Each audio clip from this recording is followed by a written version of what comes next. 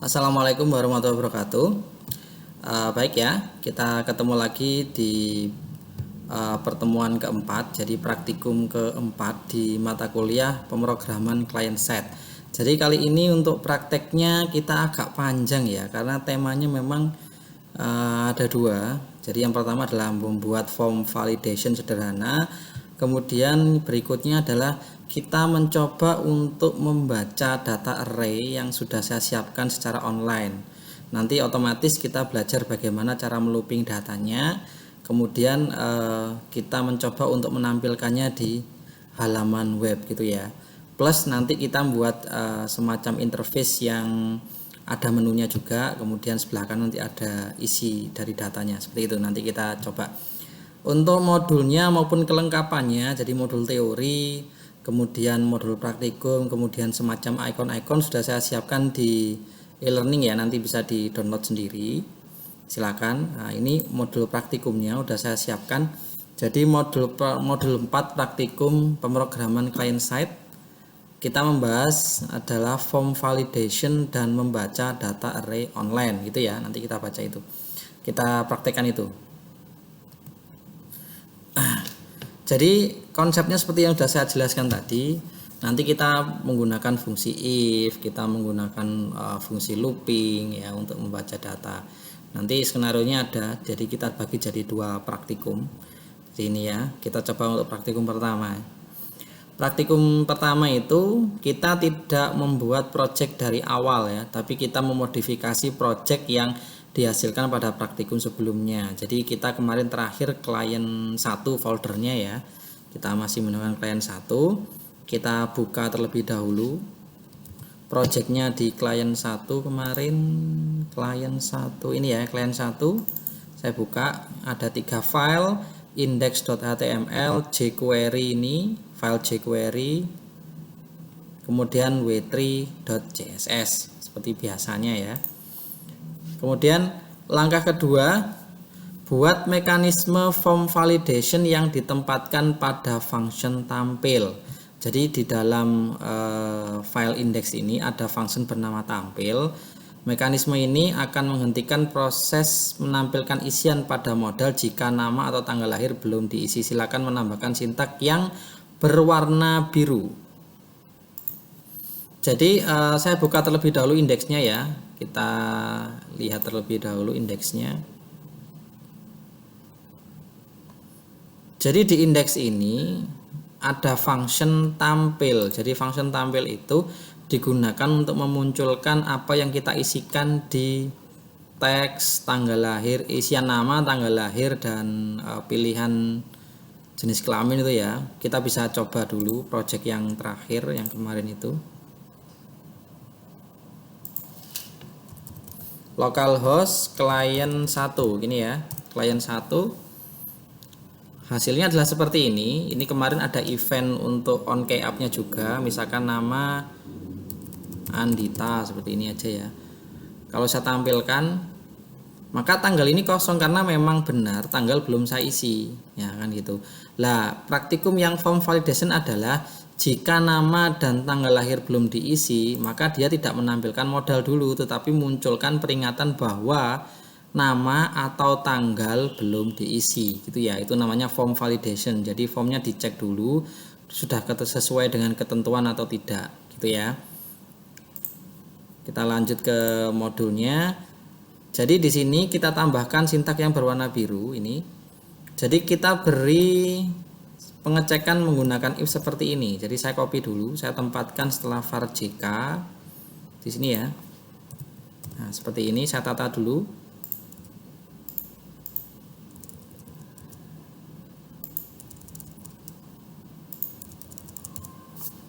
Seperti ini saya simpan. Jadi maksudnya adalah setelah proses mengambil nilai dari txt nama, txt tgl, dan cbojk, maka dicek sama sistem. Jika variabel nama masih kosong atau tgl nama masih kosong, maka munculkan pesan isian nama atau tanggal lahir masih kosong. Return digunakan agar sistem tidak meneruskan mengerjakan perintah yang bawahnya ini. Jadi return itu berhenti, keluar dari blok, maksudnya berhenti sampai sini. Kalau enggak saya kasih ini, Maka setelah munculkan pesan alert ini, dia tetap menjalankan bawahnya. Karena konsep kita adalah jika isian ini yang nama maupun tanggal lahir belum diisi, maka dia dihentikan terlebih dahulu prosesnya. Seperti itu ya, kita simpan, kita cek hasilnya, kita refresh.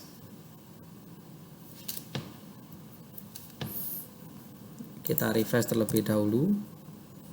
Contoh ini masih kosong ya, harusnya jalan itu tadi. Nah, isian nama atau tanggal lahir masih kosong. Ini namanya form validation secara sederhana ya. Ini saya tekan lagi juga sama. Nah, ini misalkan saya tulis tanggal lahirnya, saya acak jenis kelamin perempuan. Nah, baru ini bisa muncul ini ya, tidak muncul yang peringatan seperti tadi. Kalau ini saya hilangkan lagi, saya tampilkan juga sama. Nah, isian nama atau tanggal lahir masih kosong. Oke, ini cukup sederhana ya praktek yang pertama ini tentang form validation. Jadi cukup mudah. Nanti kita bisa memberikan skenario macam-macam ya. Itu hanya pembelajaran dasar untuk form validation gitu ya. Untuk lanjut yang praktek kedua. Praktek kedua ini mungkin agak sedikit kompleks kayaknya ya. Jadi di praktikum 2 kita benar-benar projectnya mulai dari nol seperti yang kita kerjakan kemarin-kemarin. Jadi kita membuat sebuah folder yang bernama client 2 di htdoc nanti. Jadi praktikum 2 kali ini kita nanti bentuknya adalah layar ini dibagi jadi dua bagian. Sebelah kiri itu adalah menunya, kemudian sebelah kanan adalah hasil dari data yang dibaca secara online. Jadi sudah saya siapkan data array-nya online, saya tempatkan di link tertentu, nanti bisa diakses gitu ya. Di sini kita buat folder dulu bernama client 2 di htdoc ya. Jadi di sini ini client 1 kemarin kita bikin namanya client 2. Client 2 seperti ini. Oke, kita buka, dalamnya masih kosong. Kemudian lanjut berikutnya di dalam folder client 2 buat folder bernama asset. Nah, ini di sini juga kita akan mempraktekkan bagaimana caranya memanage file-file ya. Jadi misalkan file-file aset itu kita sendirikan dalam sebuah folder, kemudian folder gambar kita sendirikan dan seterusnya ya. Di sini kita membuat folder namanya asset, S-nya 2 ini ya. Kemudian kita lihat langkah berikutnya, di dalam folder asset buat folder bernama img. Berarti di dalam asset ada folder namanya img seperti ini. Oke, img. Kemudian copy file w3.css dan jQuery versi ini .min.js dari folder client 1 ke dalam folder client 2/asset. Jadi di dalam kita copy dua file ini ke dalam folder asset yang ada di client 2. Jadi ini saya copy dari client 1 ya, file jQuery dan file w3.css kita copy, kita tempatkan di client 2 asset di sini. Jadi sejajar dengan img ya, berarti karena di dalam asset. Kemudian langkah berikutnya adalah membuat file index.html di folder client 1. Oke, berarti membuat index di sini.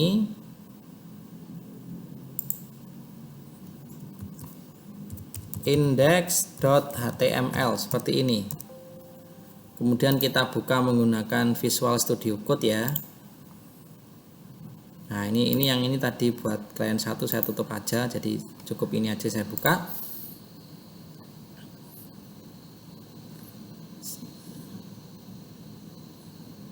Ini kita copy file struktur ini ya. Jadi ini sudah sering kita gunakan, jadi nggak perlu saya jelaskan ulang kenapa. Mungkin ada sedikit perbedaan di sisi sini, nanti kita coba bahas.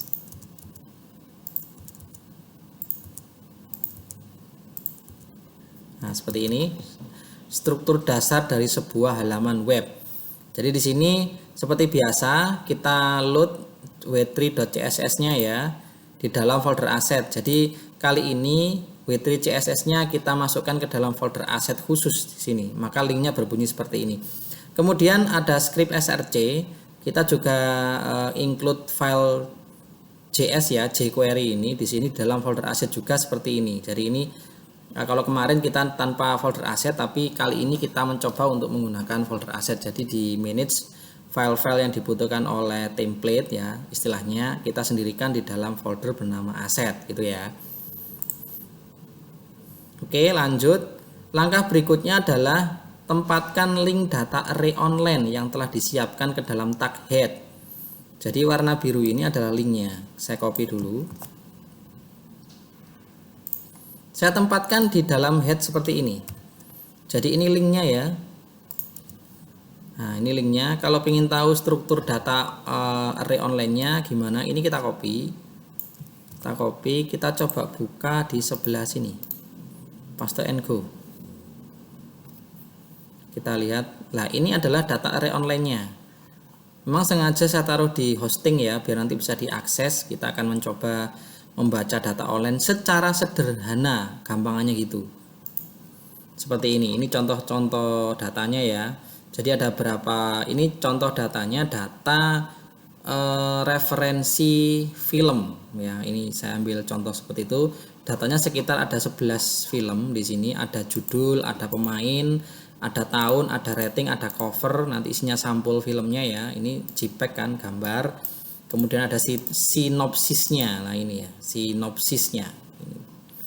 Ini nanti yang kita baca dan kita munculkan secara visual di halaman web kita adalah ini. Oke, ini linknya ya, udah saya siapkan. Jadi ini tinggal copy aja di sini seperti ini. Jadi include file JS secara online. Kemudian berikutnya langkah ke-7. Jadi langkah ke-7 itu konsep layout yang akan dibuat adalah membagi halaman jadi dua. Jadi nanti misalkan gini ya, halaman ini dibagi dua. Di sini aja, halaman bagi dua. Sebelah kiri sini nanti ini isinya adalah menunya dan sebelah kanannya adalah datanya. Jadi data film yang disusun berupa card dengan model card. Di sini. Lebar blok menu lebih kecil, jadi menunya nanti di sebelah kiri itu lebih kecil, mungkin sekian ya, sekian. Sisanya adalah data. Lebih kecil dibanding lebar blok data dengan perbandingan 2:10 dengan pengaturan satu layar penuh 12 satuan seperti ini. Tempatkan sintak yang digunakan untuk mengatur layout tersebut ke dalam tag body. Jadi ini masukkan ke dalam tag body ya. Ini saya copy dulu. Saya tempatkan di dalam tag body. Di sini ini tag headnya ternyata kok ada dua ya. Oh ini salah ini. Ini kita hapus kelebihan kayaknya saya tadi. Nah, di dalam tag body kita paste, kita susun ulang, ditata lagi. Seperti ini ya. Nah, di sini kita membuat sebuah row 3W3 row. Kemarin kita juga sudah mencoba untuk W3 row ya, agar di dalam W3 row itu bisa dijadikan blok kolom. Tapi di sini kita nambah kelas padding ya. Beda seperti kemarin hanya W3 row, ini W3 row padding, maksudnya setiap jeda dari kolom itu ada semacam paddingnya sebanyak 8 pixel. Itu bisa dilihat dari W3 school-nya bahwa kelas W3 row padding itu nanti ada jeda tiap objeknya 8 pixel. Kemudian ini biar tidak mepet dengan atas, saya beri margin top 50 pixel ya. Kemudian ini untuk blok menu saya siapkan W3 cool, jadi kolomnya 12, cuman ini menempati 2 satuan saat tampilan medium, kemudian menempati 2 satuan juga pada layar dengan kategori large gitu ya. Kemudian ini yang blok untuk memunculkan hasil sama dengan kelas W3 cool menggunakan medium 10 kemudian large 10, lebih lebar ya 2:10 seperti yang saya bilang tadi.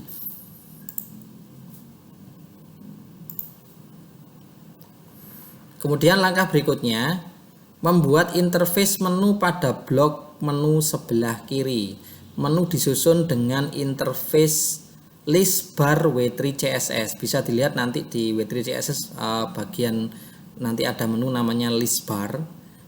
Untuk merealisasikan hal tersebut, silakan copy file clipboard, komputer.png dan ribbon.png ke dalam folder client 2 asset img. Jadi nanti menu list bar itu kita beri icon ya. Jadi ikonnya 3 karena nanti menunya ada 3. Saya siapkan namanya clipboard.png, komputer.png dan ribbon.png. Filenya saya copy dulu ya ke dalam folder client 2 asset img.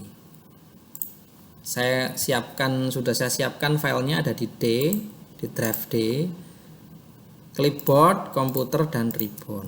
Saya cut, saya siapkan di dalam aset img, saya tempatkan di sini ya.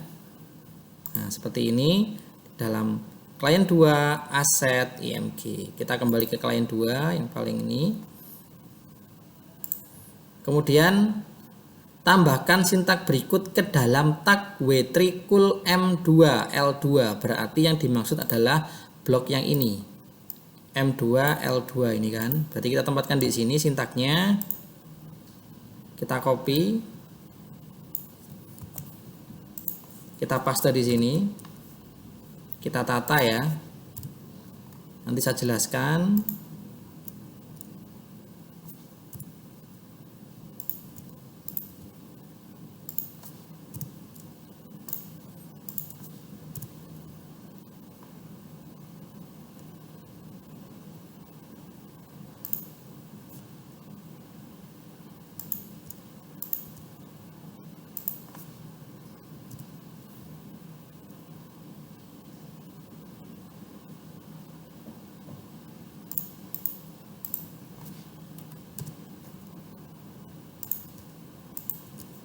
Seperti ini, simpan ya. Jadi sebenarnya satu list itu terbuat dari ini li kelas w3 bar sampai sini, ini satu pilihan. Nah, ini img src, jadi ada gambarnya sebelah kiri yang dilingkan dengan yang namanya komputer.png pada folder aset /img. Seperti ini ya. Kemudian saya kasih kata-kata beranda, kemudian di BR ganti baris, bawahnya adalah halaman awal. Jadi satu menu di list bar itu li sampai /li. Begitu juga dengan sebaliknya.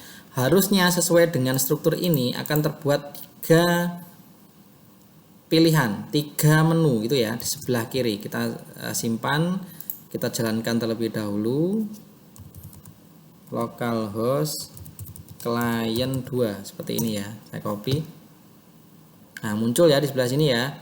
Beranda, data, tentang. Ini ada 3 menu. Nanti rencananya akan kita kembangkan ke menu-menu berikutnya ke bawah gini nanti. Ini hanya percobaan, kita bikin interface menu ya. Oke, lanjut. Nah, di sini ternyata ini kan menu, tapi kalau kursor saya arahkan ke sini kan warna kursornya tetap berbentuk panah ya. Harusnya biasanya kalau menu kan berbentuk tangan, hand gitu ya. Kita coba untuk merubah ini ya. Jadi biar berupa tangan di sini. Jadi tangan itu menandakan bahwa yang di bawahnya ini bisa ditekan gitu ya. Jadi kita rubah, kita menggunakan CSS. Jadi kita tambahkan dulu sintak ini ke dalam head. Jadi kita nulis CSS secara internal ya. Di dalam head, di bawahnya script src ini kita tempatkan tag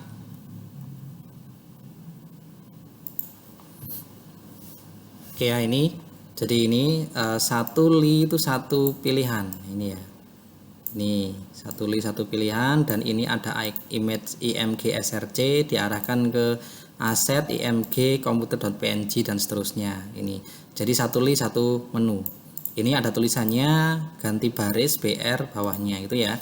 Kalau kita coba tadi seperti ini. Nah, ini sebelah kirinya nanti sebelah kanan sini nanti kita arahkan atau kita isi dari data yang kita siapkan nanti. Jadi data yang di online ini kita looping satu data satu card ya. Nanti kita bisa tempatkan di sini. Nah, ini. Oke, lanjut. Untuk yang ini pointernya. Jadi ini bisa dilihat, saya refresh dulu ya. Tadi sudah kita buat di sini. Kita buat ini ya, style. Jadi ini buat ngatur pointer. Jadi saya set bahwa kursornya menjadi pointer. Ini gambar hand itu tangan. Kemudian di sini saya beri kelas namanya pointer. Nah, seperti ini ya, pointer. Agar menu ini kalau disorot kursor keluar icon seperti ini, maka kelasnya kita tambahi pointer di sini ya. Pointer. Di sini juga sama. Pointer. Di sini juga pointer. Simpan.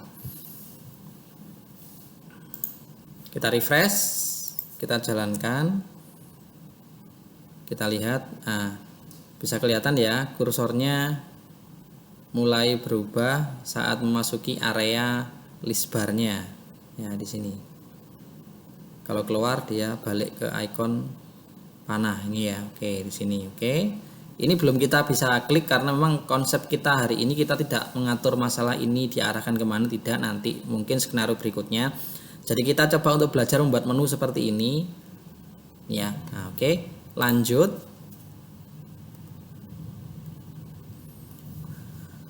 Ini sudah ya, tadi sudah kita lakukan, kita penambah pointer di kelasnya Li di sini ya.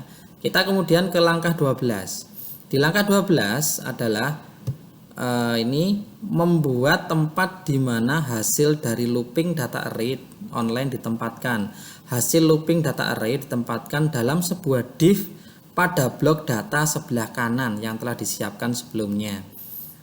Tempatkan sintak berikut ke dalam div kelas w3 cool m10 l10.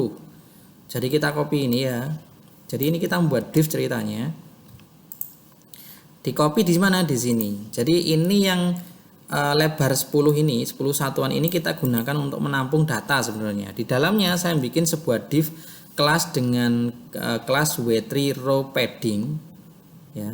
Kemudian saya beri ID karena nanti rencananya kan div ini digunakan untuk menampilkan data array online kan. Maka di sini kita harus bisa memanipulasi div ini dengan cara kita harus beri ID seperti biasanya.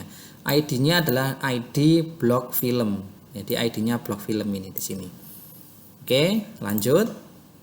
Berikutnya adalah langkah berikutnya kita belajar untuk struktur card interface card di W3 CSS ya. Sebenarnya strukturnya sudah seperti ini. Sebenarnya di sini ya. Saya buka online aja. Saya buka W3 School.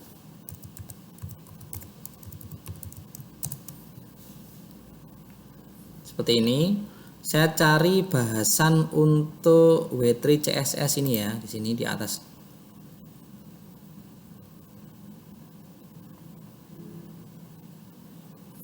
Di sini kita cari card. Nah, ini card ya. Card. Kita coba untuk buka card. Jadi nanti yang saya inginkan adalah card model seperti ini ya, seperti ini. Jadi di sini tuh ada ini. Nah, ini. Jadi sampel dari fotonya, sampel dari foto film itu nanti akan muncul di sini. Kemudian ini adalah isi sinopsisnya. Jadi sebenarnya strukturnya adalah seperti ini ya, kalau bisa dilihat. Nah, nanti bisa dilihat di W3 School yang offline yang sudah saya siapkan sebelumnya. Di sini untuk mengatur card. Jadi card ini digunakan untuk membuat satu bentuk seperti ini. Ya, ini. Nanti bisa dilihat lagi ini lebih lanjut. Nah, struktur di atas membentuk card. Oke, card dasar. Karena nanti konsep saya adalah satu row itu berisi 4 data film, berarti kan satu row yang 12 satuan nanti itu dibagi jadi 4. Berarti masing-masing cardnya bernilai 3 satuan gitu ya. Maka ini contohnya. Jadi struktur yang atas tadi kita beri yang warna biru ini. Jadi kita beri div class w3 cool m3 l3. Jadi nanti dia akan menempati 3 satuan sehingga satu barisnya jadi 4 data seperti itu. Kalau kita beri ini aja strukturnya nanti, maka ini akan jadi satu full. Jadi satu data satu baris saja. Padahal saya pinginnya bahwa satu data itu isinya 4 card. Berarti masing-masing cardnya bernilai M3 L3 ini. Jadi nanti kita menggunakan struktur yang seperti ini. di langkah 13, di item 13 yang ada birunya ini.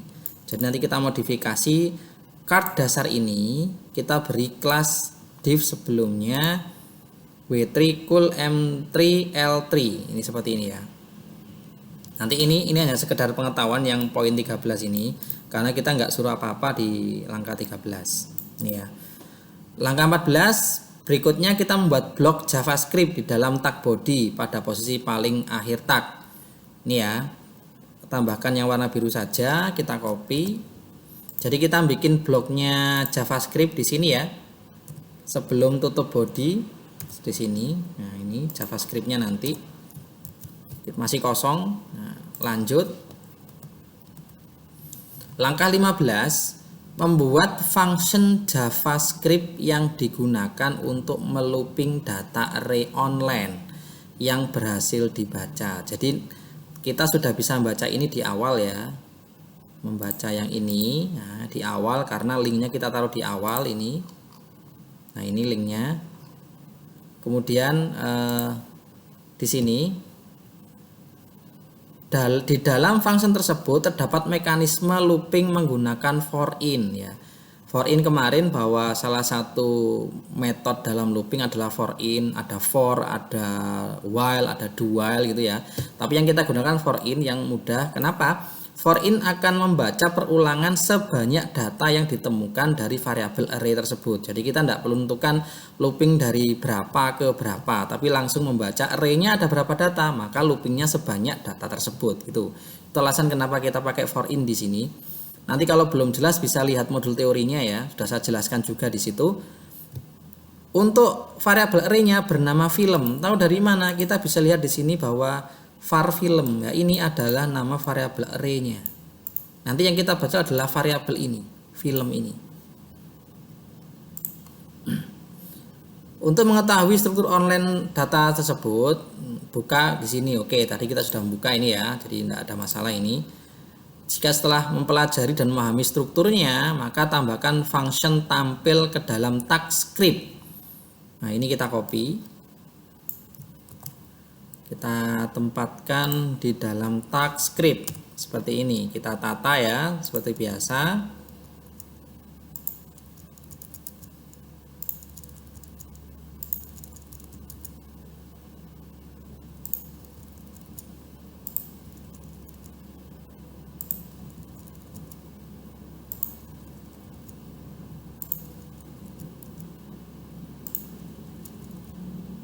Nah, khusus yang ini ya, ini nanti saya jelaskan khusus yang ini, yang jenis ini. Bentar saya siapkan dulu, saya tata terlebih dahulu. Ini agak sedikit kompleks memang ya, function ini, tapi benar-benar harus dipahami. Oke ya. Jadi function ambil data itu, efeknya adalah yang pertama saya membuat variabel hasil saya isi dengan nilai kosong. Bukan 0 ya, tapi kosong karena ini string sebenarnya nanti. Kemudian var x saya membuat variabel x. Kemudian di sini adalah for in itu. Jadi for lakukan perulangan dengan x bernilai indeks ya atau elemen yang ada di variabel film. Jadi saat looping pertama x ini bernilai 0, gitu maksudnya. Oke ya, ini jelas. Kemudian kita ke bawahnya judul. Saya membuat variabel namanya judul yang diisi dari variabel array film dengan elemen karena sekarang adalah masih looping ke 0 ya. Urutan pertama array adalah 0, maka di sini 0. Ambil data dari variabel film dengan indeks atau elemen ke 0 dengan key judul. Kita bisa lihat di sini data online-nya di sini ya. Jadi maksudnya adalah data array ke 0. Data ke array ke 0 berarti data pertama ini sampai sini. Pada key judul berarti yang diambil adalah kata-kata Black Panther di sini. Judulnya adalah key-nya ya di sini. Kalau masih bingung soal key bisa dibuka modulnya, udah saya tulis di situ penjelasannya di sini. Jadi ini key-nya. Jadi nanti yang kembali ke sini atau yang disimpan ke dalam variabel judul ini adalah kata-kata Black Panther untuk looping pertama ya. Kemudian lanjut saya buat variabel namanya pemain, diisi dari variabel film indeks ke 0 dan key-nya pemain. Maka di sini pemain. Jadi ini Chadwick Boseman. Nanti yang nilai yang kembali. Dan seterusnya sampai dia ini, sampul ini ya. Sampul diambil dari cover, kita bisa lihat cover di sini ya, cover. Cover itu berarti lokasi filmnya. Lokasi ini variabel lagi dari sini. Nah ini https:/drive.crazycoding.info/img/ nama filenya 2341.jpg. Jadi nanti sampul yang kekirim atau yang disimpan ke dalam variabel sampul itu adalah nilai ini. Variabel ini ya, di ini ya https ini dengan tambahan 2341.jpg ini. Itu ya. Khusus yang berwarna biru ini hasil. Oke, ini ya. Jadi sebenarnya setiap kali looping dia akan menyimpan interface hasil looping ke dalam variabel hasil. Jadi gini, hasil sama dengan variabel hasil sama dengan nilai dari variabel hasil sebelumnya ditambah interface baru ini. Jadi yang warna merah ini adalah interface ya. Jadi ini interface card, bisa kita lihat di sini with div class w3 cool m3 l3 style margin bottom 16 pixel. Kemudian di sini ada w3 card. Jadi ini sebenarnya layout dari card yang kita sebutkan tadi di poin 13. Jadi ditulis seperti ini. Ya ini ya. Jadi hasil diisi dari nilai hasil sebelumnya ditambah interface card yang looping sekarang. Jadi ini kuncinya. Kalau ini saya beri sama dengan saja, maka yang tercetak adalah yang terakhir. Misalkan seperti ini aja ya. Maka hasil ini akan bernilai interface terbaru. Sedangkan kita butuh interface yang lama karena kan looping, maka kalau model seperti ini, maka yang lama tetap bisa disimpan ulang karena hasil ini bernilai nilai yang lama ditambah interface yang baru. Nah ini ya, ini kunci namanya increment. Jadi ini yang kadang-kadang kita akan lupa atau kita tidak paham masalah ini. Karena data yang lama tetap disimpan di variabel hasil juga. Maka setelah looping sekali lagi, maka ditambahi interface yang baru. Jadi interface yang lama ditambah interface yang baru. Penjelasan seperti itu ya. Ini cukup membingungkan biasanya. Cuman coba dipahami dengan baik ya di sini.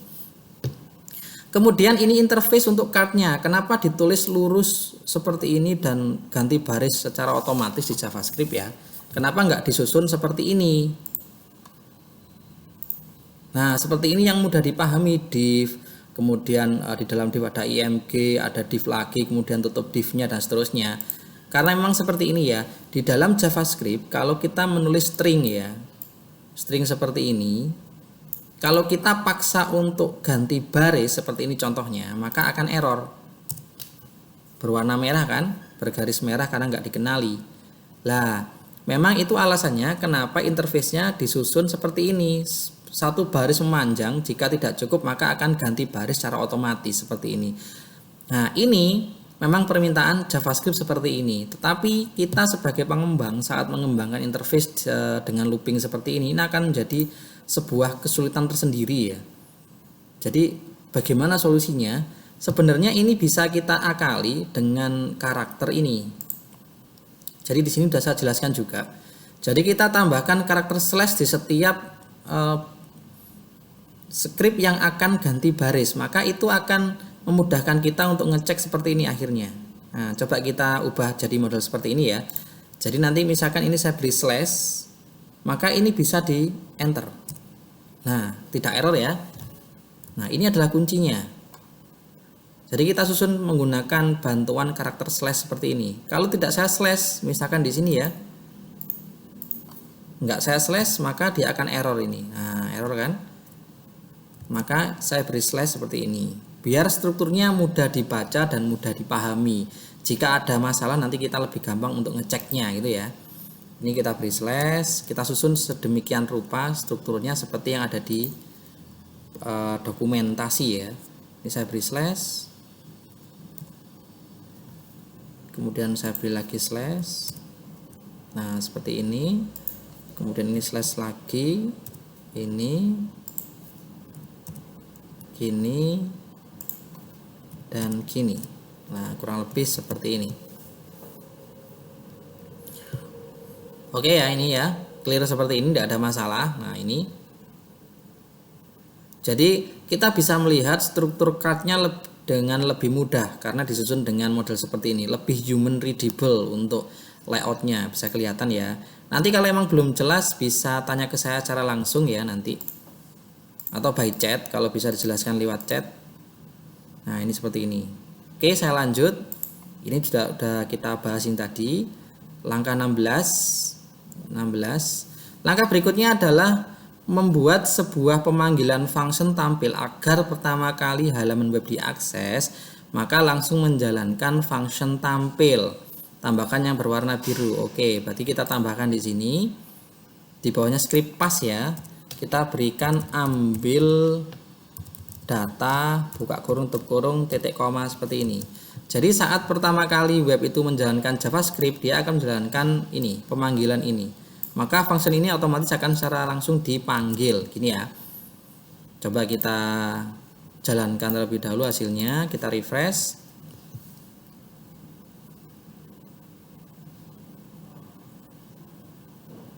Nah, keluar ya. Datanya langsung keluar di sini. Nah, ini adalah data sampulnya. Kemudian ini adalah data sinopsisnya yang di bawah. Ini ada sampul ini ya. Ada 11 data. Jadi 1 2 3 4 5 6 7 8 9 10. Berapa ya? Tuh 2 3 4 4 8 9 10 11. Oh, sorry, 11 ya. Ini 11. Jadi ini masing-masing ada sampulnya. Nah, ini kelihatan bagus ya, seperti ini. Nah, ini datanya. Sinopsis ini bisa kita cocokkan dengan ini, persis datanya di sini. Jadi data array online ini setelah dipanggil kita susun menggunakan metode ini, looping plus setiap kali looping menghasilkan sebuah card. Nah, di sini ya. Ini hasil cardnya, dan ini adalah blok film. Jadi div ini kita beri HTML hasil. Jadi hasil ini akan kita isi ke dalam sebuah objek HTML yang ber-ID blok film seperti ini. Maka hasilnya adalah seperti ini. Nah, ini. Ya, ini ya. Berarti ini kita berhasil ya untuk memunculkan data online secara visual, divisualisasi dengan model interface card. Ini ya. Nah, ini kelihatan bagus. Kita lanjut. Langkah 17 ya. Jika jalankan ini jadinya oke, udah berhasil. Kemudian langkah 18. Jadi langkah berikutnya adalah menambah fitur di mana bisa zoom pada sampul data film. Jadi nanti ini kalau kita tekan, maka dia akan memunculkan khusus pada gambarnya saja. Jadi sampulnya nanti ngezoom. Jadi khusus sampulnya nanti yang perbesar gitu. Nanti tergantung kita memberikan efek zoomnya seberapa besar gitu aja ya.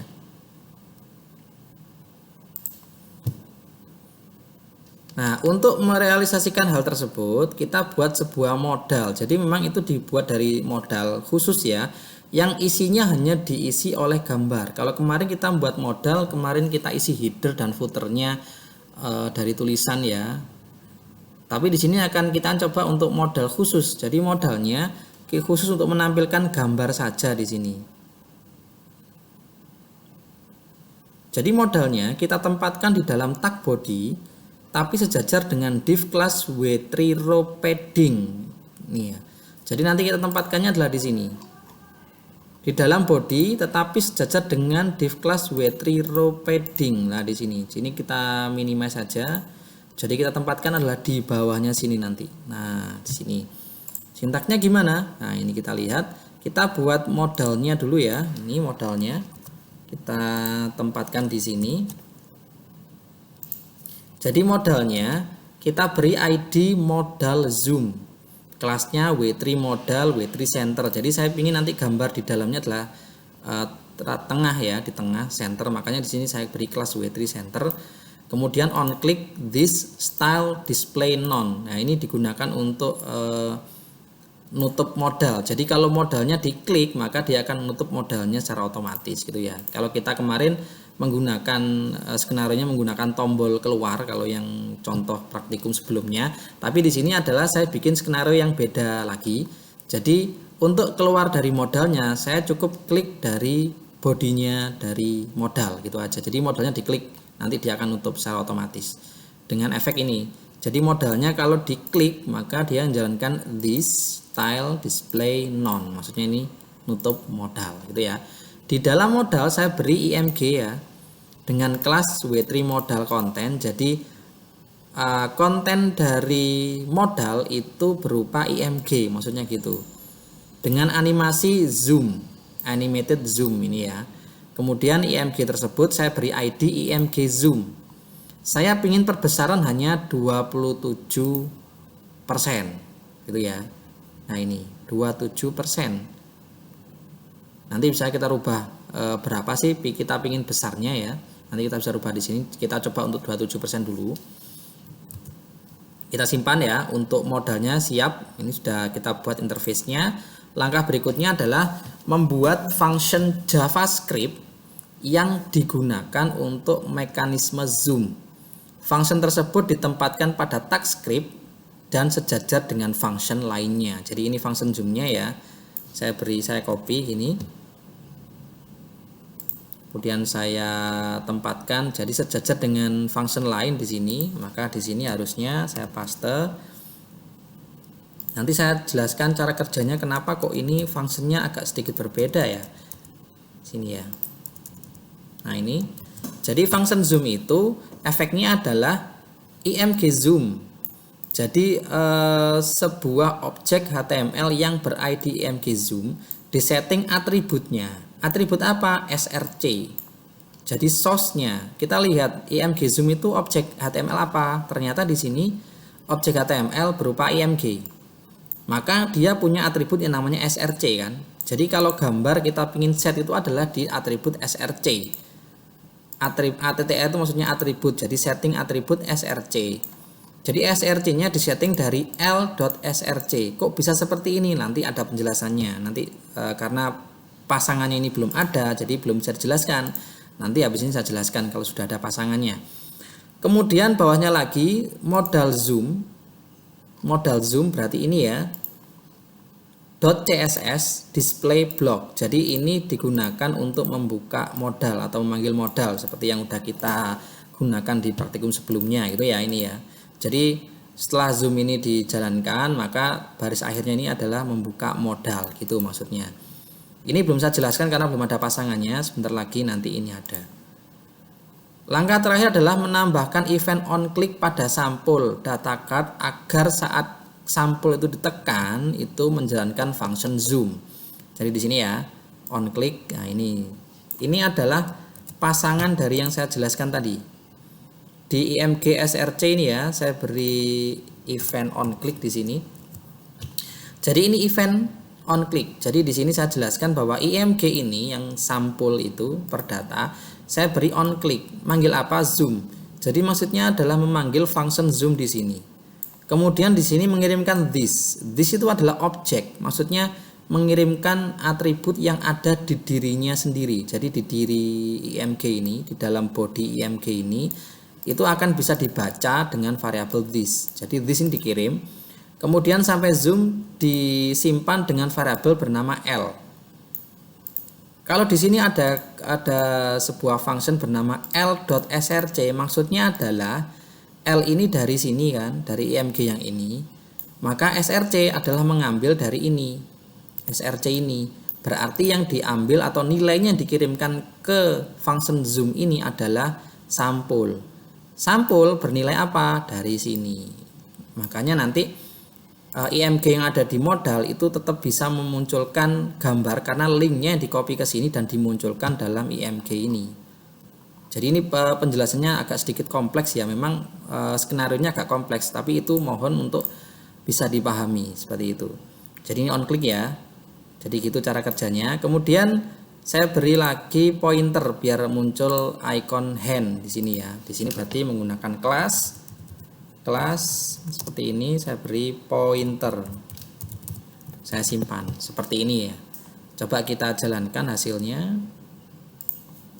kita refresh seperti ini, muncul ya. Gambar tangan juga sudah bisa, ini ya muncul gambar tangan. Coba saya klik salah satu datanya, apakah ngezoom? Nah ternyata bisa ya. Jadi ini, nah ini ngezoom 27% itu segini. Coba kalau misalkan ini saya klik di bodinya ya, klik, nah dia keluar kan. Ini efek dari on click this display tadi ya, this style display none. Nah ini klik. Coba kalau saya perbesar untuk zoomnya, misalkan tadi kita pakai 27%, kita coba untuk 50, bagaimana? Kita simpan, kita jalankan. Zoom 50 ya, kita coba. Oh ternyata besar sekali ya. Nah ini kan, ini contohnya kalau saya zoom sebesar 50 kelihatan agak kurang bagus ya layoutnya, tapi ini bisa zoomnya jalan itu ya. Jadi saya kembalikan saja biar lebih nyaman aja, 27%. Saya ulang ininya, saya refresh, coba yang ini ya, The Man from Uncle ini saya tekan, keluar. Oke, hasilnya adalah seperti ini. Oke, kita sudah berhasil untuk membuat tampilan seperti ini. Oke, sampai di sini ya. Jadi silakan nanti dicoba untuk praktikum keempat ini. Jadi ini mungkin sedikit agak kompleks, tapi coba tolong dipahami karena ini sebagai dasar nanti kalian membaca data dari database. Jadi konsepnya juga sama menggunakan looping. Bedanya adalah data yang dibaca tidak semudah ini kita ambil link seperti tidak, tapi kita nanti menggunakan API, Application Programming Interface, nanti pada pertemuan yang memang disiapkan pada pertemuan keberapa untuk bahas API gitu ya. Tapi dasarnya untuk looping adalah di sini. Seperti itu ya. Oke, mungkin cukup sekian untuk praktikum kali ini. Silakan dipelajari kembali ya. Saya akhiri, wassalamualaikum warahmatullahi wabarakatuh.